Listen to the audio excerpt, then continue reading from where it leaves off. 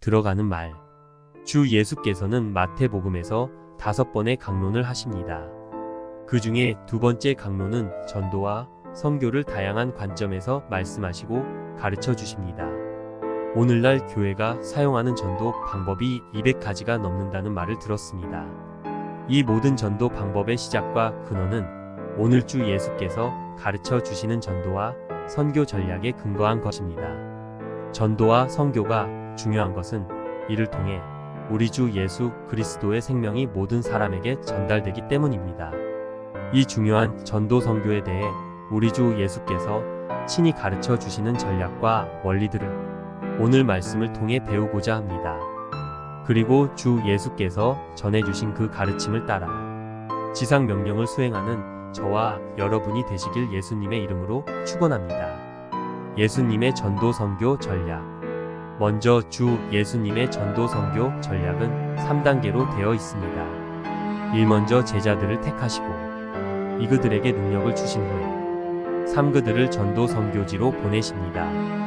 오늘 말씀에서 10장 1절은 12제자들을 부르시고 그들에게 주 예수님 자신의 권능을 부여해 주시는 모습을 잘 보여줍니다. 예수께서 그 12제자를 부르사 더러운 귀신을 쫓아내며 모든 병과 모든 약한 것을 고치는 권능을 주십니다. 그리고 주 예수께서 택하시고 부르신 12제자를 12사도라고 부르시며 12명의 명단을 공개하십니다. 이처럼 주 예수님의 전도 선교 전략은 전도자를 택하시고 그들을 그분의 능력으로 무장시키시고 그들을 그분이 원하시는 지역으로 보내시는 것입니다. 국내 선교와 해외 선교를 따로 말씀하시다. 주 예수께서는 자신이 천국 복음을 전하기 원하는 지역을 두 곳으로 나눠서 어떻게 천국 복음을 전해야 할지를 가르쳐 주셨습니다. 먼저는 국내 선교에 해당하는 이스라엘 지역이며 두 번째는 장차 온 열방에게 복음을 전하게 될 해외 선교지에 관한 것입니다. 먼저 가라고 명하신 국내 선교지는 이스라엘 주변의 이방인의 땅도 아니고 이스라엘과 이방인의 혼혈족이 사는 사마리아 지역도 아니고 아직 주 예수님을 믿지 않고 방황하여 잃어버린 이스라엘 집, 즉 이스라엘 백성이 사는 지역이었습니다. 주 예수님께서 이렇게 말씀하신 것은 이스라엘이 하나님의 언약 백성이기 때문이며 구약에 약속하신 메시아가 오시면 자기 백성을 하나님께로 인도하실 것이 기록되어 있기 때문입니다. 그리고 주 예수님은 이스라엘 지역을 전도하는 것뿐만 아니라 온 열방에 선교해야 할 것도 미리 말씀하십니다. 오늘 말씀에서 10장 5절부터 15절까지는 국내 선교에 대해서 말씀하시고 10장 16절부터 23절까지는 이방인에게 복음을 전하는 해외 선교에 대해 말씀하십니다. 국내 선교는 복음 전파 지역이 이스라엘로만 한정되었는데 10장 18절에서는 제자들이 총독들과 임금들과 이방인들에게 증거할 것이라고 말씀하시면서 해외 선교를 말씀하십니다. 전도자가 전해야 할 메시지. 주 예수님은 또한 전도자, 제자들이 이스라엘 사람들에게 전해야 할 메시지가 무엇인지를 정확히 알려주셨습니다. 그리고 그들이 외쳐야 할 메시지는 10절에 나온 대로 천국이 가까이 왔다는 말씀이었습니다. 이 메시지는 침례 요한이 외친 메시지였으며 또한 주 예수께서 성령을 받으시고 광야에서 40일간 시험 받으신 후에 돌아와 외치신 첫 메시지와 동일하였습니다. 예수님의 제자들이 처음에 전한 메시지는 사형리가 아니라 천국이 가까웠다라는 천국 복음이었습니다. 천국 복음은 하늘에 있는 하나님 나라에 관한 기쁜 소리, 복된 소리, 즉 복음인 것입니다. 주 예수님은 하늘에 계신 하나님께서 사람이 되셔서 이 땅에 오신 아들 하나님이십니다. 그리고 그분이 통치하시는 하나님 나라는 눈에 보이지 않지만 이제 그분이 가지고 계신 능력을 제자들에게 주셔서 그 능력을 사람들에게 행할 때에 그들이 전하는 천국 복음이 실제임이 증거됩니다.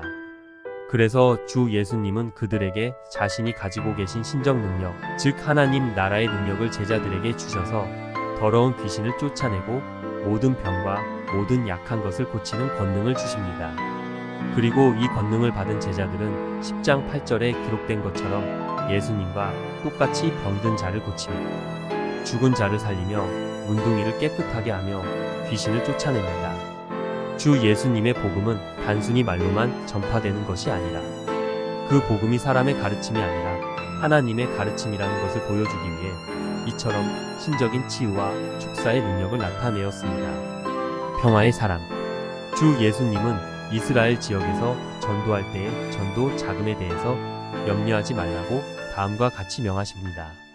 너희 전대에 금이나 은이나 동이나 가지지 말고 여행을 위하여 주머니나 두벌 옷이나 신이나 지팡이를 가지지 말라.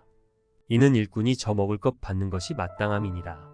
주 예수께서는 제자들에게 그들의 필요한 것을 모두 공급해 주시겠다고 약속하십니다.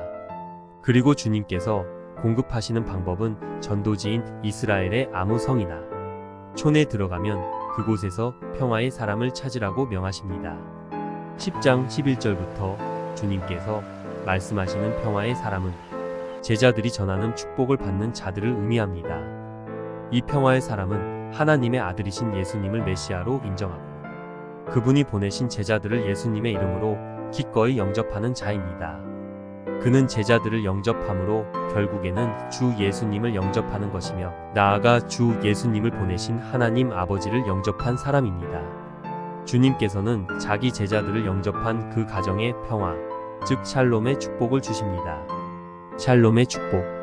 히브리어로는 샬롬인데 이는 국가 간의 전쟁이나 분쟁이 없는 평화로운 상태나 가정에서 불화가 없는 행복한 상태, 가난과 궁핍 등 경제적 고통에서 자유로운 상태 등을 의미합니다. 히브리인은 이런 평안을 갈망하여 샬롬을 일상적인 인사말로 사용했습니다. 그런데 이 평안은 궁극적으로 평화의 왕이신 예수 그리스도를 통해서 죄사함을 얻고 하나님과 화목하게 될 때 비로소 누릴 수 있습니다. 하나님께서는 전도자인 제자들을 통해 자기를 영접하는 자에게 하나님의 평강, 하나님의 샬롬, 즉 그분의 건강과 완전함을 선물해 주십니다. 그분의 건강은 그리스도의 부활의 생명으로, 그분의 완전함을 그리스도 예수를 믿음으로 얻게 되는 하나님의 의의 선물로 평화의 사람에게 주어집니다. 참으로 놀라운 축복이 아닐 수 없습니다. 거부한 자의 심판의 저주. 그러나 그리스도 예수의 이름으로 나아간 제자들을 집에 영접하지 않거나 그들이 전한 천국 복음을 듣지 않는 자들에게는 하나님의 무서운 불심판이 떨어질 것이라고 주 예수님은 경고하십니다. 누구든지 너희를 영접도 아니하고 너희 말을 듣지도 아니하거든 그 집이나 성에서 나가 너희 발의 먼지를 떨어버리라. 1015. 내가 진실로 너희에게 이르노니 심판날에 소돔과 고모라 땅이 그 성보다 견디기 쉬우리라. 이 세상에서 가장 무서운 죄는 자기를 지으신 창조주이시며 구원자이신 예수 그리스도를 거절하고 그분을 믿지 않는 것입니다. 주 예수님은 죄를 정의할 때에 자기를 믿지 않는 것을 죄라고 말씀하셨습니다. 죄에 대하여라 함은 저희가 나를 믿지 아니함이요. 예수님을 거절하는 죄는 예수님의 복음을 전하는 사람들을 거절하는 것으로 나타납니다. 주 예수님은 이처럼 그분을 거절하는 사람, 가정, 도시를 떠날 때에는 너희 발에 먼지를 떨어 버리라고 말씀하십니다. 그리고 그런 사람들은 구약 성경에 가장 사악한 범죄를 저지른 소돔과 고모라 사람들에게 내리신 유황불보다 더 강력한 심판으로 그들을 벌하시겠다고 경고하십니다. 주 예수님을 거절하는 것은 얼마나 어리석고 무서운 죄인지를 우리 모두 깊이 생각하고 주 예수님을 더 가까이 하며 사랑해야 할 것입니다. 한 사람에서 만인에게 하나님의 전도 전략은 한 사람을 보내심으로 시작됩니다. 하나님은 자기 아들인 예수님을 택하시고 그분을 이 땅에 보내십니다. 그리고 완전한 하나님이시며 동시에 완전한 사람이신 예수님은 12명의 사도를 택하여 주님의 메시지와 능력을 그들에게 더시켜 주십니다. 그리고 그 12명은 예수님처럼 천국이 가까웠다는 메시지를 전하고 천국이 보이지 않지만 예수님이 주신 능력으로 병든 자를 고치고 죽은 자를 살리고 문둥병자를 깨끗하게 하고 귀신을 쫓아내어 그 나라의 능력과 생명을 보여줍니다. 이처럼 하나님의 나라는 말에만 있지 않고 능력에 있습니다. 바울도 이 사실을 다음처럼 기록했습니다. 하나님의 나라는 말에 있지 아니하고 오직 능력에 있습니다. 12명에서 모든 사람으로 예수님은 12명을 택하셔서 그들을 능하게 하시고 그들을 세상에 보내셨습니다. 그리고 12명과 예수님을 따르던 제자 120명은 오순절날에 예수님이 행하셨던 복음의 능력을 성령님을 통해 받습니다. 그리고 예수님은 그들에게 임하신 성령님을 통해 온 열방에 복음을 전하시고 예수를 믿는 모든 자들에게 천국 복음의 능력을 주십니다. 사도행전을 보면 바울을 포함한 12사도는 예수님이 행하신 것처럼 병든 자를 고치고 죽은 자를 살리며 귀신을 내어 쫓습니다. 그러나 모든 사람이 바울이나 12사도처럼 예수님이 행하신 능력을 행하진 않았습니다. 예수님이 행하신 능력을 행하는 것은 사도적인 능력을 주님께 받아야만 가능했습니다. 바울은 자신이 예수님과 같은 능력을 행하는 것이 사도의 표라고 증언했습니다. 사도의 표 된 것은 내가 너희 가운데서 모든 참음과 표적과 기사와 능력을 행한 것이라. 모든 믿는 자에게 나타난 하나님의 능력. 오늘날에도 주 예수님을 믿는 자들 중에 사도적인 능력을 주 예수님께 받아서 능력과 표적과 기사를 행하는 사람들이 있습니다. 그들이 그렇게 행할 수 있는 것은 다른 사람보다 더 경건해서가 아니라 주 예수님께서 그들을 택하시고 그들에게 그런 능력을 주셨기 때문입니다. 그런 능력을 주 예수님께 받지 않았어도 모든 믿은 자들은 천국 복음의 능력과 생명을 경험합니다. 그것은 허물과 죄로 죽었던 우리 영혼을 주 하나님께서 주 예수님 안에서 성령님을 통해 살리셨기 때문입니다. 우리가 육체적으로 죽은 자를 살리지는 못한다 할지라도 믿는 우리는 이미 죽은 영혼이 다시 사는 부활의 능력을 예수 그리스도의 천국 복음을 믿을 때에 주신 성령님을 통해 받았습니다. 그리고 그 영원한 그리스도 생명, 천국 생명으로 이 땅을 살아가고 있고 주 예수님을 증거하고 있습니다. 천국 복음은 사람의 것이 아니라 하나님의 것이기 때문에 사람이 할 수 없는 신적인 능력이 그 안에 담겨 있고 그 능력이 오늘날에도 드러납니다.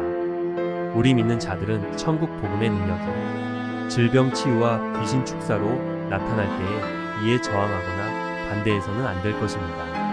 왜냐하면 그 일을 행하시는 분은 사람이 아니라 그를 통해 역사하시는 하나님의 성령이시기 때문입니다. 예수 그리스도의 이름으로 행해지는 능력을 비난하는 것은 예수 그리스도 그분을 비난하는 것과 같습니다. 주의 이름을 전하는 자를 영접하는 것은 주 예수님을 영접하는 것과 같다고 주님이 말씀하십니다.